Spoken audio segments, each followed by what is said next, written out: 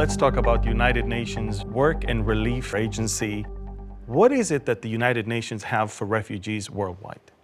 So in order to understand UNRWA and how it fits with the general UN High Commissioner for Refugees, is that in the beginning, there was nothing special about establishing a temporary mechanism special for only one conflict.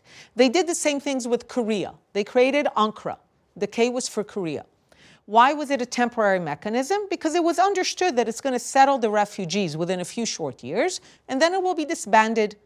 So UNCRA settled 3.1 million Korean refugees in 3 years with a third of UNRWA's budget. And look at South Korea today.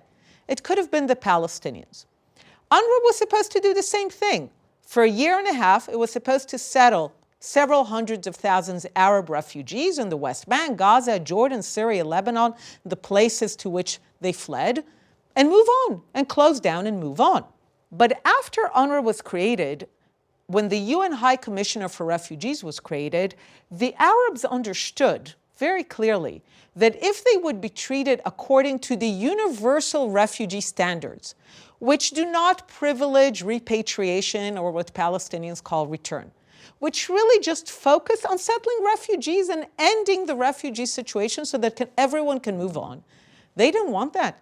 They understood that this would mean that the war is over, and they didn't want the war to be over, because the Jewish state was able to emerge from the war.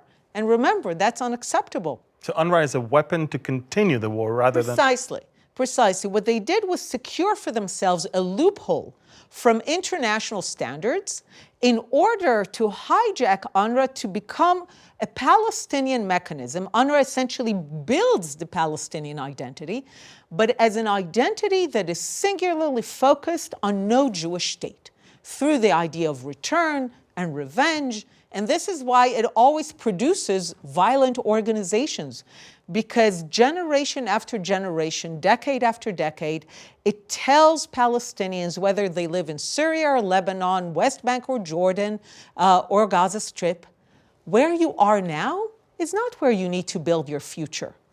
You need to take back Palestine from the river to the sea. When you grow up, you have one noble duty: liberate Palestine. So if that's what every generation hears, of course you're going to have organizations that use violence, whether they're called Black September or the Democratic Front or Hamas, in order, from their perspective, to liberate Palestine. Unbelievable. So they get a VIP treatment of an agency just for themselves to basically prolong the conflict as a weapon against the state of Israel. Precisely. And why is it that the state of Israel is so passive about it? Wow, this is one of the battles that I've been waging for years now. For how many years? At least 15 years, ever since I was a member of Knesset, even a little bit before. I've never understood it. It made no sense for me. It's something that I think will have to change if we are to have any future. It's as if Israelis, our leadership, our military security establishment, they refuse to take the Palestinians seriously. And one of the things that I'm most proud of in the work that I do, in the book, The War of Return, that details the history of UNRWA, is that I give Palestinians the respect of taking them at their word.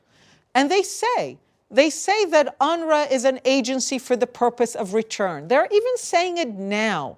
You know, all of the world is like, oh, UNRWA is an aid agency. And the Palestinians are like, no, this is the guarantor of the moment of return. They're saying, like, listen to them.